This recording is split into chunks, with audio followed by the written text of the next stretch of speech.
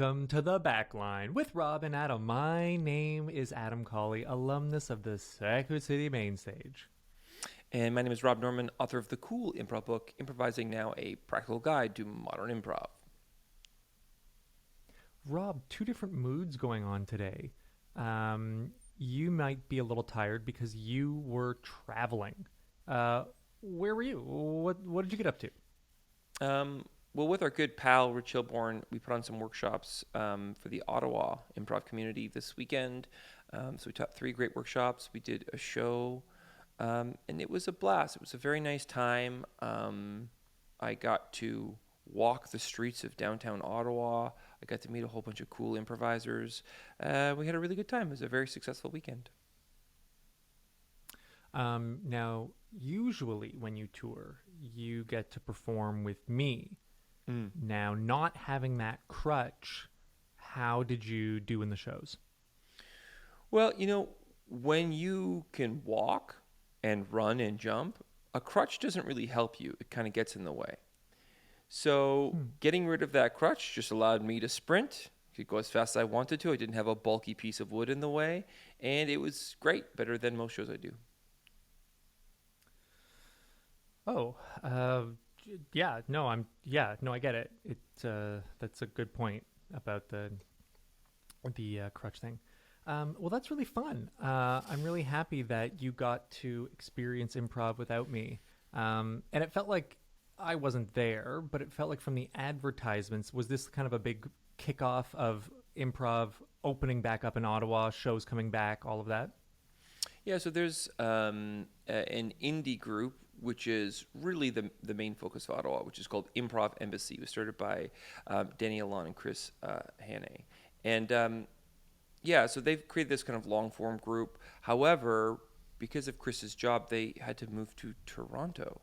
So the big folks who started this company, the Improv Embassy, the founders left. And we've seen in the past when that happens, sometimes companies just crumble. So there was a kind of handoff within the community. There was things kind of coming back. They were starting to try and get shows happening, and then COVID struck. So this weekend was really the first big show back of everyone back. The company's like back in full force again. So it was really great. It was great to see old friends, people that we haven't seen in probably 6-7 years, and just watch how much the community has grown and blossomed. Some pretty good sets, man. I was watching some very good sets. That's always a great, not that you wouldn't expect that from, any city. It's just when a city has gone through something like that, where it's like, oh, our founders left. Oh, who's taken the leadership role? I don't have any experience being a leader in this community. Mm-hmm. People step up. The talent is there, but to have it be dormant for 2 years and then to come back and have great shows, that's really exciting. So good on everyone in improv in Ottawa, and I'm excited to see what they do next. Very cool. Cool. Now, speaking of communities that are just starting up, BIT Improv Theater. This is a theater just outside of Chicago. Most people know of Chicago as being one of the main focal points of improv in the world, historically and currently. And this is a theater just outside of Chicago. And they wrote into us with a few questions. And I wanted to talk a bit about one of their questions.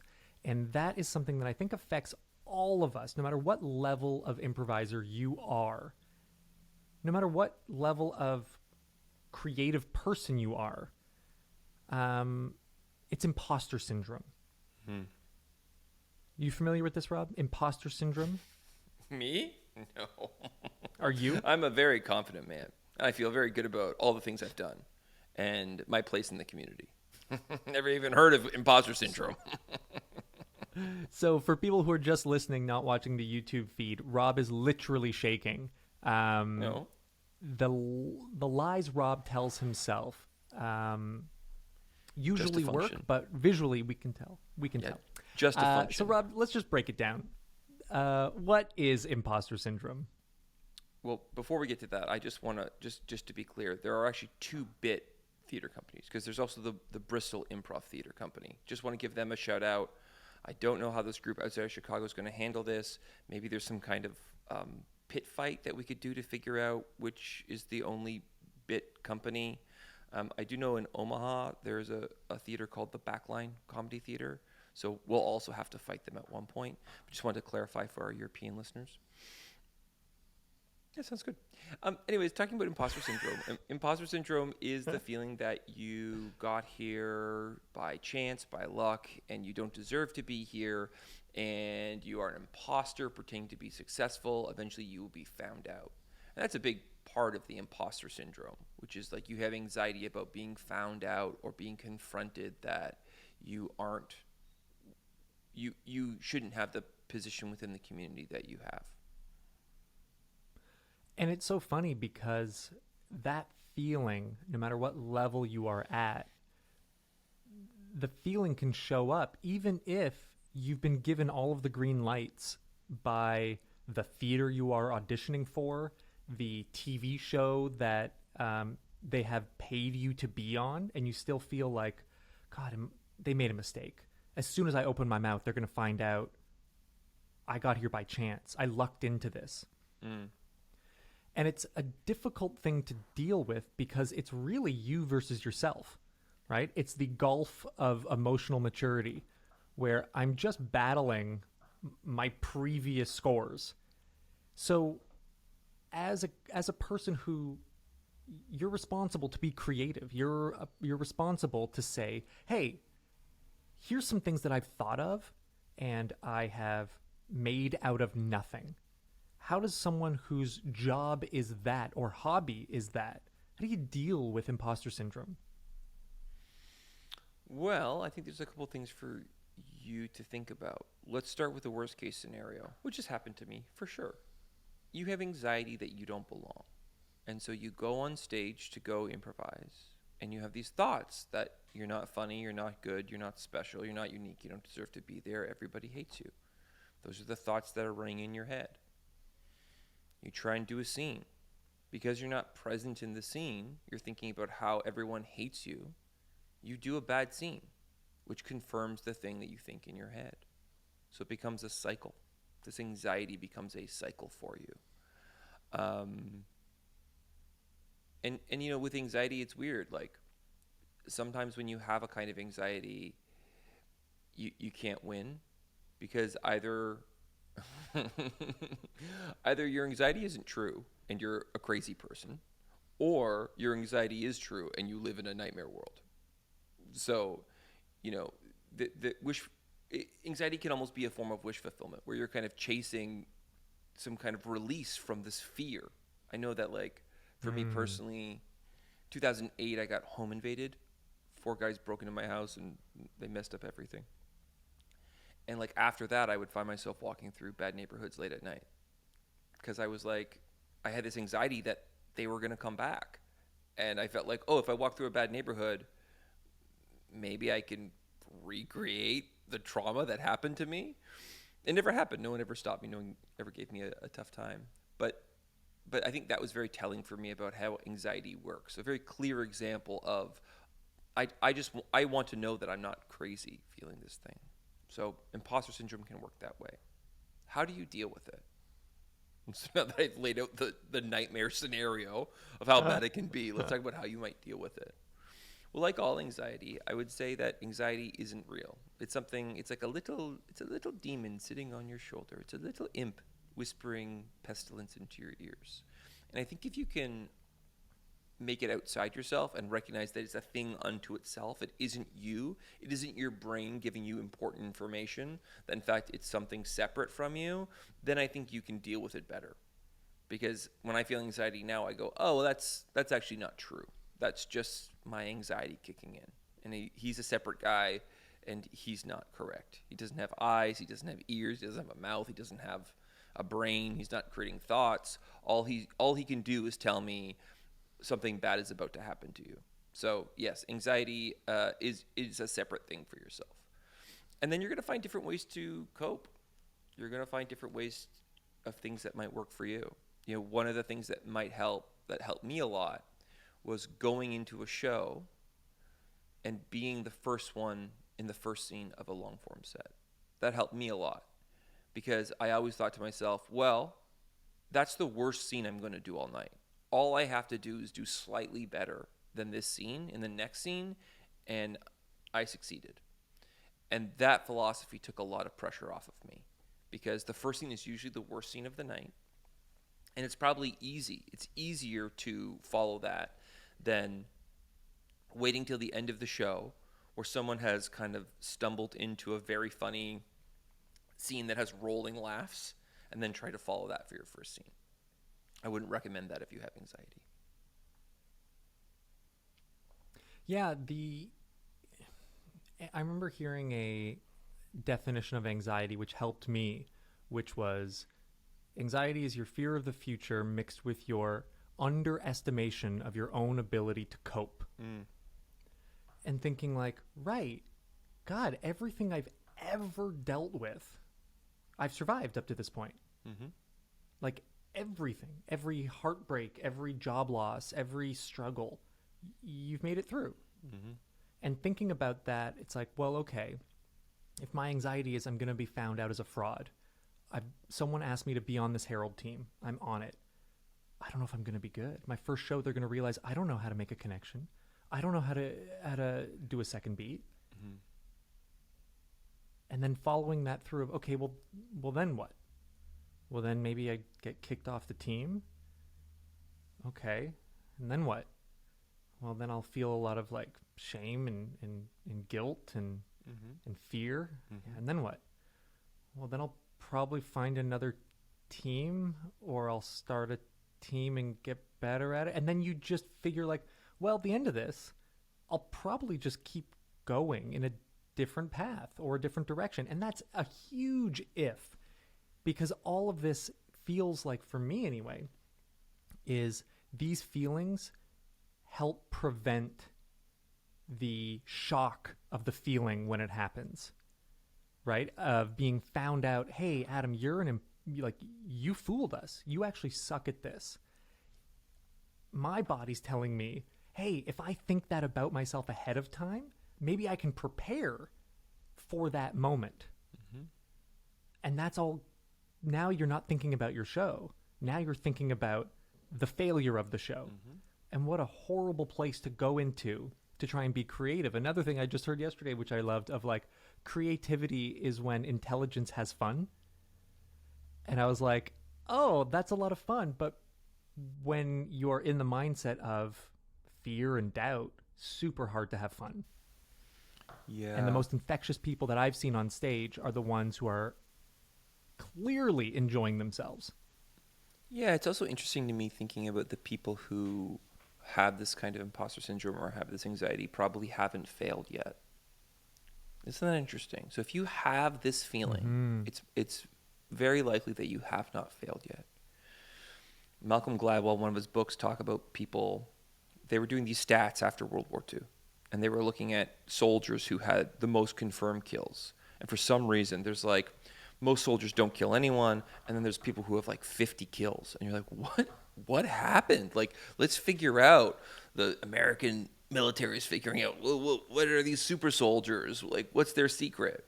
And a lot of what they found was that these soldiers experienced a near miss. So what happened is their platoon was out, a bomb went off, it killed all of their friends, but they survived. And the result of that was, oh, that didn't kill me. And then they believed that they were untouchable. And so they were taking all of these risks and taking all of these chances, and it made them very successful soldiers. Kind of a, maybe I shouldn't be making analogies to soldiers, but I think this is also true for improvisers. Like, once you failed at something, like, failures are going to hurt. They're going to leave some trauma, but also you're not going to be scared of them anymore either. You might seek them out in a different way. If you fail and you go, my life is over, my career is over, I didn't get onto theater sports. I'm not on theater sports. I wanted to be on theater sports. I'm not on theater sports. Well, you're going to realize, wait, there's more shows to do in Toronto. And in fact, actually, I'm a better fit for this long form team. Oh, I'm really good at long form. Oh, wait, I have a long form show. Wait, I'm in charge of the company now. Wait, I have a show and there's a lineup out the door. Wait, I'm good at this. So these failures are something that we should seek out. You should push until you get a failure, because I think, and you should wear that failure as a badge. I mean, how many times did I quit Second City? How many times was I fired from Second City? I'm still here, baby. I'm still here, baby. I'm still kicking. Like, each one of those went, oh, this is not the end of the world. There's more to life than saying, oh, we don't need you to direct this show. Come direct this other show instead.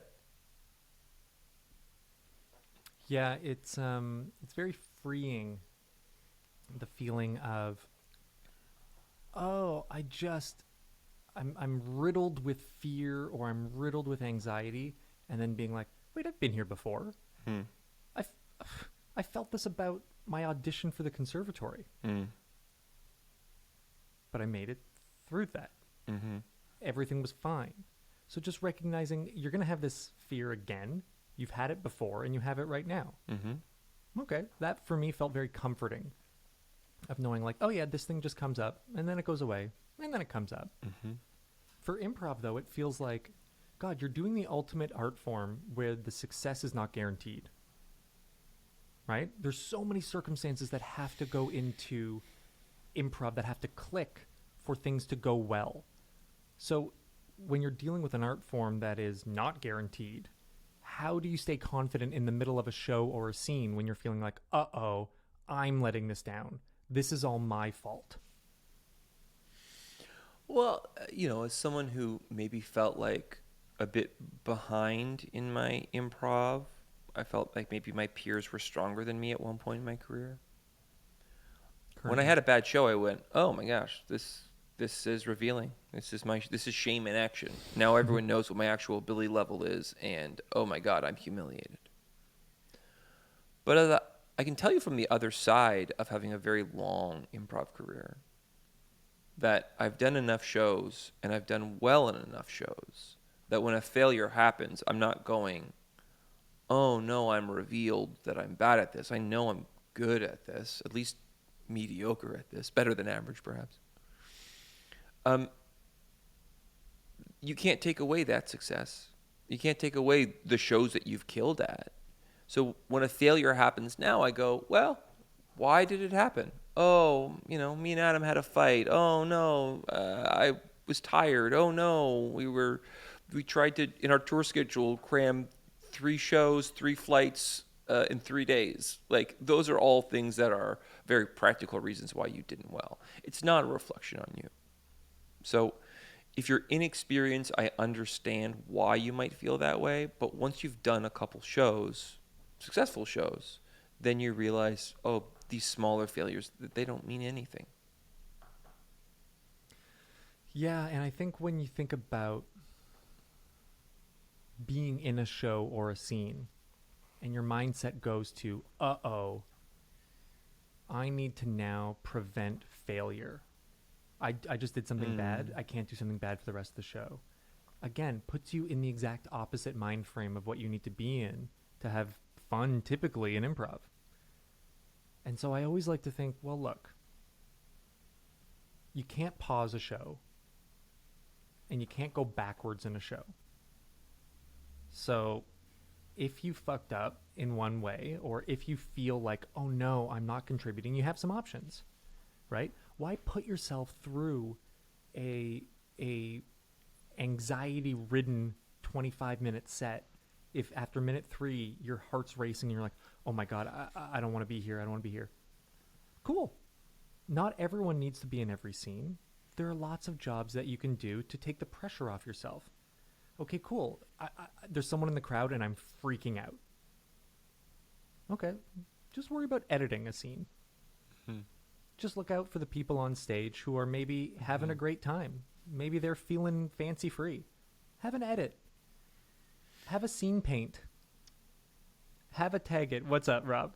I'm just so excited to tell you this. I'm bursting to tell you this. I have a sports story for you.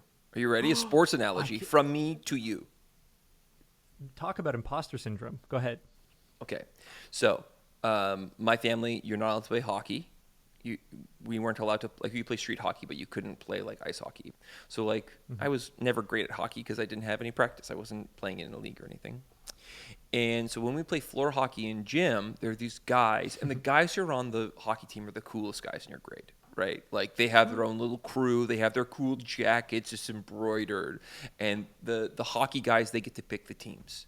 And so it's like, well, I'm a baseball guy, but also I'm not really that great at baseball either. So I'm not getting picked, and I'm getting picked last. I'm like, oh, this hurts. This doesn't feel good. And I don't really know the rules of hockey. All I know it from is NHL 94 or whatever that Sega Genesis game was. That was a good one. That's a classic one. Yeah. So I'm like, how do I do this? How do I survive this gym class? Well, I decided goals were out of the question for me. Scoring goals is the coolest, most fun thing you can do.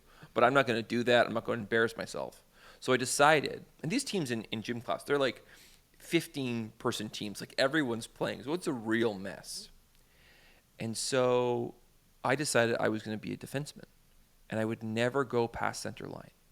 And so when people got a breakaway, all I would do is drag my stick in front of them, and eventually I would knock the ball out of the way.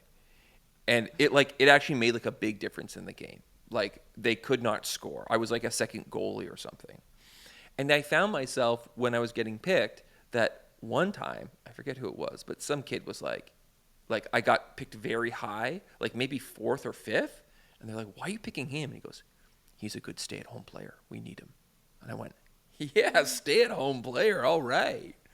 But the idea that you're going to be the team's editor, oh my God, as a coach, I would put someone on a team if they were good at edits. I would put someone on a team if they could just drive the energy for me. I probably have 5 people who can do incredible characters, but how often can I get those people to edit or do a second beat? It's really tough. So if you were that person, if you were the person who's focusing just on the mechanics of the show, yes, you're gonna be picked very high in my draft. I'm gonna pick you 5th for sure. Put you on my team. Yeah, it's like, I think that's exactly the mindset we have to have if you are feeling this kind of imposter syndrome, right? If you're ever feeling like, oh God, I don't want to do anything, maybe I'll just hang back. I get that impulse. Ironically, sometimes that behavior draws more attention to yourself. Why isn't that person doing anything? What are they? And you might start to feel those eyes on you, or you might start to feel your team being like, we got to push Adam in. We need to bring him into a scene. It's going to feel weird that he's not introduced, right? In a Second City opening number, you want every cast member to have a joke so that before the show really starts, all of the audience likes all of the cast. And so in an improv show, if you find yourself like riddled with anxiety or fear through imposter syndrome, find a way to contribute that is easy for you. And whether that be an edit, a cut to, a background support, whatever it might be, just give yourself a way to get your feet wet into the show. You may not be the star of the show, but you don't want to be the star of the show. You just want to get through that show. The other thing I can always think of is like, you're in the middle of a show and you do a scene. Ooh, audience didn't like it. Ooh, I didn't like it. Oh, okay. I'm going to go in again. God, I'm not feeling it. I don't know what's going on. Again, you can't pause it and you can't go backwards. How bad can this show get? How bad can my performance get? And I'm not talking about tanking a show for the purposes of being selfish for your own growth. I'm talking about, look, the audience knows I'm not in it today. Maybe now's the time to try that thing I've always wanted to try. What about that character that I'm a little nervous. Ooh, what about that energy or that status I never play? Ooh, now's the perfect time because what have I got to lose? I'm already riddled with anxiety. Let's feed it with something that might turn it around, and if not, you're already in that same boat. So those are just, for me, a few options that you can do if you're in the middle of a show or a scene and feeling like, ooh, I don't deserve to be here. Hmm. Well, what about this, Adam? What about getting a friend? Go on. I think I think having a friend helps a lot too. Like I feel like if you're in a group with six other people and you're alone and they're all real good and you don't feel as good, that's really intimidating. But if you have a buddy or you have a personal relationship with this group outside of being on stage, then it's really great just to talk through it. I remember doing some theater sports show. This is late in my career, and we had to do like a one voice, and I was doing it with someone who was really good at one voice, and I don't think I'd ever done it before. And I was just like, "Hey, I'm really nervous about this one." And at first they thought I was joking. They're like, "You've been improvising for like 20 years. What do you mean?" But like, it's just one of those things where I'm like, I don't really know how to do this well. I've never really done it before. Like, do you have tips for me? And that was a nice little trick because it all of a sudden puts that person on my team. So now we're on stage together and they see me fumble it. They're not going, "Oh my God, Rob's a fraud." They're going, "Oh no, like Rob's really vulnerable right now and he's doing a great job and I'm going to support him extra." I'm not saying that we should capitalize on other people's times or be a kind of emotional vampire. Like, obviously, if you're feeling a lot of anxiety, you have to have some kind of boundaries. But once in a while, checking in with someone and letting them know that you need a little help in this show is helpful for you. And also just like it just creates a better relationship with the people that you're playing with. Yeah, I love that. And I think that goes along with, pre-show check-ins, which we've talked about a lot, right? If you're guesting on a show, checking in of like, hey, what's our goal tonight? What kind of show are we doing? I always like check the rating of the show, which whoever show it is. Like, what are we talking? PG-13? Are we talking R? I just don't want to cause any. I want to all be on the same page. And we do this with injuries. Hey, my back's a little fucked up. Like, don't jump on my back. And if there's a moment of like, yeah, I'm coming off of a weird trip, so I'm feeling a little off. Just a heads up, okay, right? Just making people aware. Um, the the feeling that that gives, I think, the team is one of cohesion, and it feels like, oh, we're about to step on stage and be vulnerable with each other. We're about to step on stage and communicate. We don't have to end that when we're backstage. It's only going to help. Mm-hmm. The idea now, I'm thinking about, we've got a range of listeners that we hear from beginners to experts.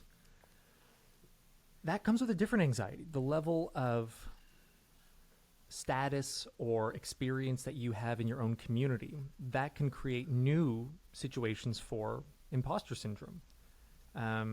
If you're a teacher, your students come to watch you. Uh-oh. I've just told them ways to improvise and now they're looking at me. Or you and I, Rob, we go on tour and it's like, oh, you've brought us here and now you're going to watch us perform or teach.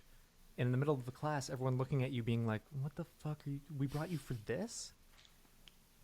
These are intense. Even the intensity grows the more experience you get. How do we handle that? Is it different? Is it the exact same? Is it different or is it the exact same? Let me take a step back because we talked about a lot of the negatives about having imposter syndrome. Can we talk about some of the benefits of having imposter syndrome, which is kind of a strange angle? I'm in. But like, if you have imposter syndrome, you're going to be hypercritical of yourself because you're going to be watching yourself very closely. You're going to be very attuned to the needs of the people that you're teaching, very attuned to the needs of the audience or other members of your show. We could imagine a world where you don't have imposter syndrome, where you get to a certain status and a certain level and you have ego issues. You think you're perfect. You put on a workshop, you don't put any effort into it. You show up, you go, I'm Adam Cawley. I'm going to teach you zip, zap, zop, call it a night. You get to hang out with me. Peace. I'll take my $3,000. See you later.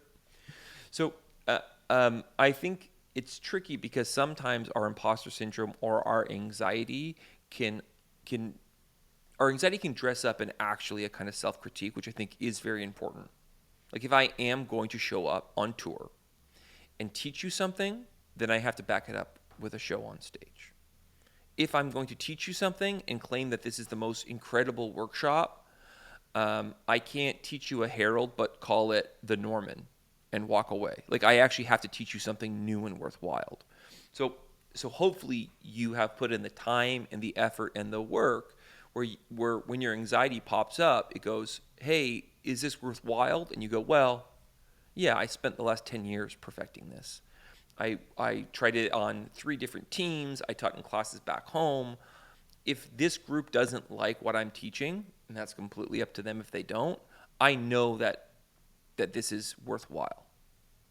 So is it different? Yeah, it's a little different because this isn't a level A student saying, am I good enough to improvise? The answer is yes. When you're at very, very high levels and you're saying, should I do a duo in front of 1,000 people? Well, did you do one back home? Have you been practicing? Because if you don't practice, then it's not going to work out great for you on stage. So those are my thoughts about imposter syndrome at the higher levels. Sometimes a little bit of it is a good thing. Yeah, I think it people always say like before an event, it's like, are you nervous? It's like, ooh, I'm nervous or I'm excited. And it's like, well, good. That usually means you care. And, it means something to you. And so I think we can reframe a lot of these emotions of, oh my God, I'm so nervous, to, oh my God, I can't believe I'm a human being who's an adult that gets to make up things in front of an audience with a group of people. Like, that's exciting. That's so scary. And if I didn't want to do this, I definitely don't have to. I could leave right now, but you don't want to leave. You want to do this thing. This thing is part of it, right? It's like that anxiety before a roller coaster. You came to the park. You know what you're getting yourself into. And that feeling means, ooh, you're excited, but you're also a little nervous. And are all those feelings what's kind of worth it? Mm-hmm. I think when you are a teacher or someone who is visiting a new group of people, I think it really does help be open to criticism, be open to discussion. I think anybody who, as you said, does not feel a bit of imposter syndrome might have an equally but different negative effect on the group of, I am so firm in my beliefs and they can't be shaken that I have now become the worst possible person to teach or perform improv. And so checking in with yourself of, what is this feeling? Is this feeling that I care about it a lot and I want it to be good and I hope it's good? Because it's the same feeling you get when you give a gift to someone on their birthday. You're like, I hope they like it. Oh, I hope so. Because you love that person and you put a lot of thought into this and you want them to enjoy it. So just having that small reframe of, I'm nervous because I suck versus I'm nervous because I care and I love what I'm about to do and I hope it goes well. Mm-hmm. If none of those feelings existed, I'd say 50% of improvisers would just stop. Because what's the risk reward factor anymore? It goes way down. Yeah, I mean that fight or flight chemical is an important part of what makes improv so much fun, right?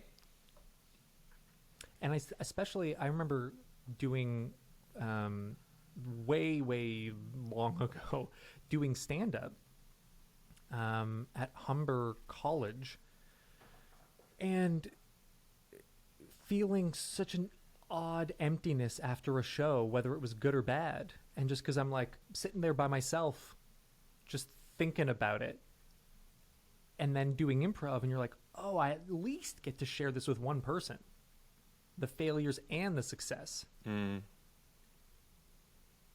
it's just those feelings after a show or the bonding you can have after a bad show is really helpful in terms of your overall growth. The last part I want to talk about this is kind of, I think, where a lot of people overcompensate. And this is advertising. You've got a show and you feel like, I don't know, are we good enough to have our own show? Are we okay to book out a theater and do our own improv show rather than just climbing up the ladder of the local theater? What if I do my own thing? How do I brand my show? Because if people come to the show and it's not up to what I put on the poster, oh God. So is there a way to think about how do you promote the show after your friends and family have come to watch all of your shows, which hopefully they will? When you start to promote to the average person, how do you balance imposter syndrome with I need an audience to grow at this thing? Well, I mean, I think unfortunately in the industry that we work in, it's a bad place to have imposter syndrome because so much of it is fake it until you make it, right? Like people talk about heat. Like in America, they literally say it out loud. Like this person has heat. They're exciting. Like they're climbing the charts. They just did this, this, this, this, this. We're trying to extrapolate success, mega stardom. In Canada, we don't really talk about heat, but we do reward people for being successful. When people have a lot of things going, you're at the top of people's minds. And so if you're working a lot, you end up working even more because people are thinking about you. So it doesn't help you to walk into an audition room and go, "Hi, everyone, I'm not that good." Like what you're hoping to do is walk in and go, "Hey, everyone, I'm awesome. Please hire me. I'm exciting." And they go, "Yeah, we hired you." And then you go, "Great, I can use that. I faked my way into that job. Now I can use that to parlay that into more jobs." And then eventually you've faked your way into enough jobs where you deserve to be there. That's literally how it works in TV and film. I mean, I got my first commercial and I shouldn't have. I didn't know what I was doing. I didn't have an agent. And that was last week. Yeah, it's crazy. I mean, the burn is on you because I would love to have filmed a commercial this week. I would do anything to film a commercial right now. I would love to film a commercial. Yeah, so our industry rewards fakers. They reward narcissists. If you're a humble person dealing with imposter syndrome, you have a harder job in the audition room. You have a harder job creating a website. You have a harder job doing a show. But I also say that when you make stuff, it's going to rock because it's already been through 7 layers of judgment. You're not showing something until it's perfect, as opposed to maybe someone goes, you know what, I'm just awesome, everyone loves me. And then they put on their one-man show and you go, wow, this is what you think is good? This is the level of content? So, yeah, I mean, I think we talked about before advertising this is the best improv show of all time. I mean, I don't think that's an issue. I just don't think it's successful. I don't think anyone's going to believe you on a poster. I think they're going to believe a friend who goes to see the show and says, "Adam, did you check out last Thursday? The Giggle Butts did this new form. Honestly, is some of the best improv I've ever saw. You got to check out the Giggle Butts on Thursdays." There's actually a Giggle Butts UK that I want to shout out. differential. Yeah. Shout out to the Giggle Butts UK, also Giggle Butts in Sheboygan. Go on. Yeah, very good. So yeah, those are my thoughts. I think also talking about the industry piece, just want to say one more thing. There's this other element to the entertainment industry which is gross, and I hate it. And I cast a curse upon anyone who's ever done this. But there's a lot of resentment too. And this is really hard if you are someone who is suffering from imposter syndrome, which I think most of the community is. There are some people that get off on saying, "Oh, that person's overrated," or "that person is actually mediocre," or "How did they get that job?" Which sucks. And if you do that, you should stop because you're the worst person in the world. If you're someone who feels like they don't belong and you heard someone talk about you that way, that is literally the worst feeling you can have. Having your anxiety confirmed by someone. So, yeah, this is a really tough industry for anyone who has imposter syndrome. Yeah, I mean, I always think of if someone's talking shit to me about Rob and they're like, "Oh, Rob's overrated." I'm like, "God, what are you saying about me?" Like if you're the kind of person who is Mm-hmm. constantly trash talking people, if you're the one receiving that information, the trash talker is probably trash talking you when you're not around. Mm-hmm. And all of that stems from the same kind of things: imposter syndrome, fear, anxiety of you not having enough. Let's see if it can tear down other people. Mm-hmm. I always like to think of it like a bowling alley, right? Where you playing a game of bowling beside someone who is succeeding way faster than you, their game and how well they do has literally no effect on your game. It just sucks because you can see it right beside you. But them bowling a perfect game literally has no effect on your game unless you allow it. Yeah. All a big mental game. Well, and I, for some reason, got very upset when people started critiquing Schitt's Creek. I don't know why. But let me share with you the argument about Schitt's Creek. There's a kind of leftist, anti-capitalist argument. We go, oh, Dan Levy, how did he get that show? Well, he's the son of Eugene Levy. It's nepotism.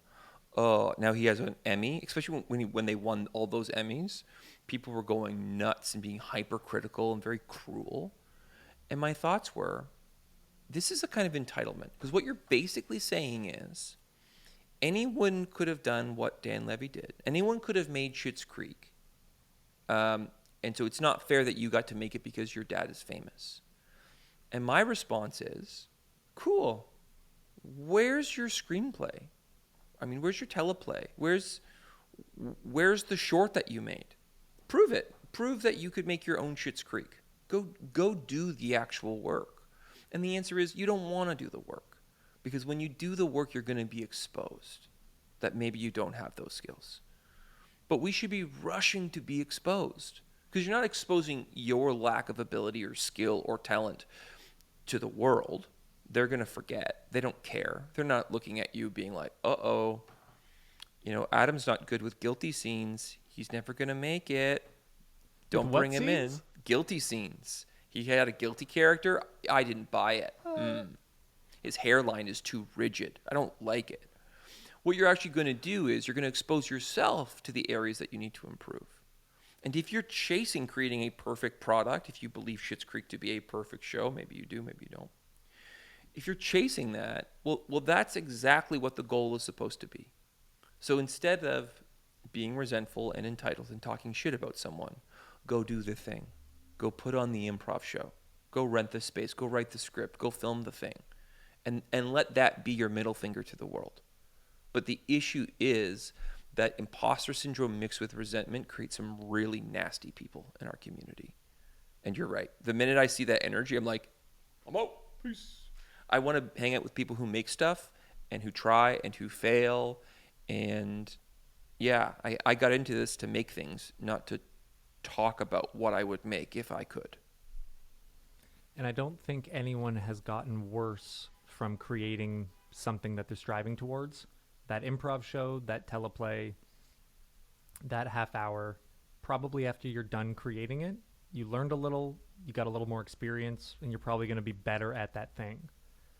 In terms of advertising, I would say if you're feeling that and you're feeling a little self-conscious about how to promote yourself, think about supply and demand in your community of what can you say on the poster that is enticing, that is just a fact, right? We are Sheboygan's only duo improv show. Whoa, okay, cool. That sounds exciting. And you haven't boasted about how good it will be, just that, hey, this doesn't happen here. Come see where it does. It's the only place. Mm-hmm. Come see the show where local celebrities tell their stories and we spin that into improvised scenes. Again, just facts, but it sounds enticing. So if you are feeling a little nervous about saying, come see the funniest improv show in town, even though you're thinking, God, maybe it is, maybe it isn't, I don't know, but I don't want to be that person because what if it's not and we get found out? Start with some facts. Just say some things that are actually true. And if you're feeling like, yeah, but my improv show is just like every other improv show here, well, then let's start with that. Let's see if we can create a show that is less determined by who's in it and why it's so funny versus this is the only place you can see it. And if you start there, then hopefully that confidence will grow in, I can say this loud and proud, It's the only duo show in town. Come see where this happens and this thing meets this thing. Great. All just true facts that no one can say boo about. Yeah, I mean, saying this is the funniest improv show in town is like saying, hey, on your Tinder, I'm the coolest guy ever. You're like, no, you're not. The fact that you wrote it proves to me that you're not. So, yes, find another angle for sure. Rob, any last feelings about imposter syndrome, anxiety, feeling like you're sometimes when you wear like a blue hat and glasses, you look like a dummy, like kind of like things that anyone might feel? Um, yeah, I mean, I feel like this is also going to be about building your resilience. Life is hard. This industry is hard. It sucks. A lot of times it sucks. There's a lot of failures. And if every time you or I failed, we quit, we would definitely not be here today. Mm-hmm. We would have been improvising for about 3 months, and we would have been like, peace, it's done. But sticking around and holding ourselves accountable and making ourselves do the work, you can only get better. And along the way, you build the resilience.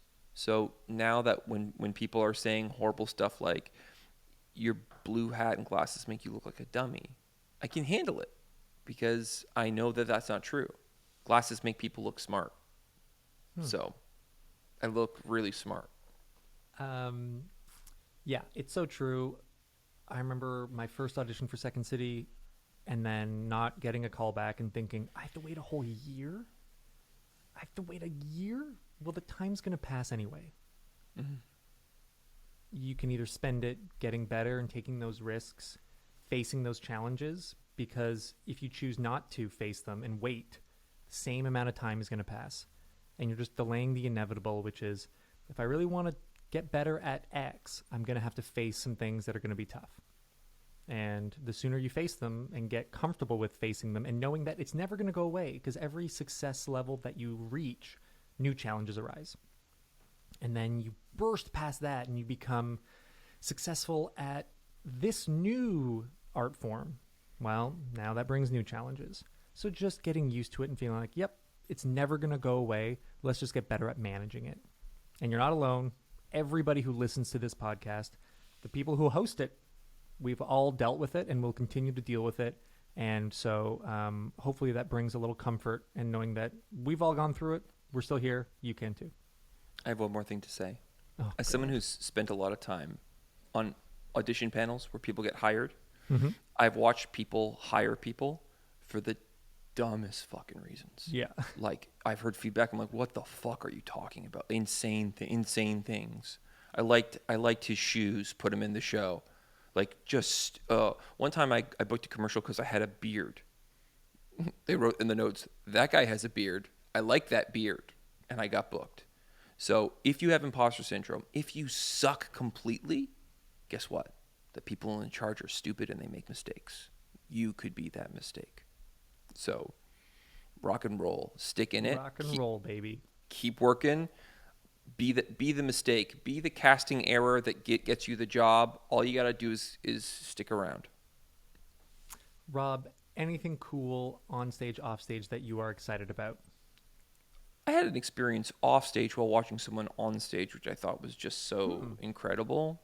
So this weekend we went to Ottawa and we did this show at Arts Court, which you and I have performed at before. Oh, that's fun. Yeah, and there was a show called The Comeback. And so I was teaching this workshop from 7 to 9. The show started at 8, so I came in about halfway. And I sit down and I'm watching this show. And I'm looking at the audience, and I'm looking at the people on stage and go, this feels funky. Something feels different here. And I don't know what it is. I don't know what's going on. So the first troop goes up and they do well. And then the second troop goes up and they do well. And I'm like, is the improv different? I'm like, no, the improv's good, but it's the same improv I'm used to in Toronto. But everything just hits differently. It feels differently. I'm looking at the crowd. I'm looking at the performers. I'm looking at the performers watch other performers on stage.